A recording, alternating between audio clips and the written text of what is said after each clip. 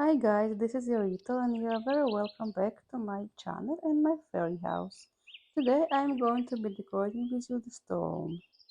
Here I have a basket with yellow apples. Let's find a place for it. I think those cherries are really cute. Let's put them near the apples. Here goes the cabbage. Let's add some more oranges to the basket.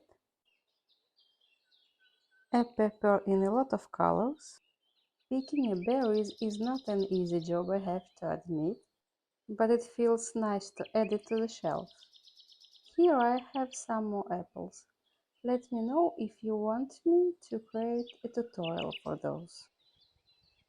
I really love apricot.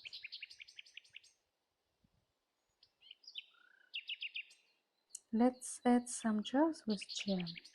It makes me feel so cozy and nice.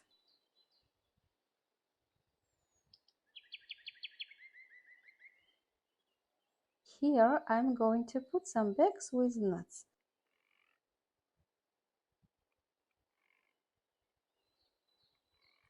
A bag with potatoes. And now it's time to turn the lights on and enjoy the magic.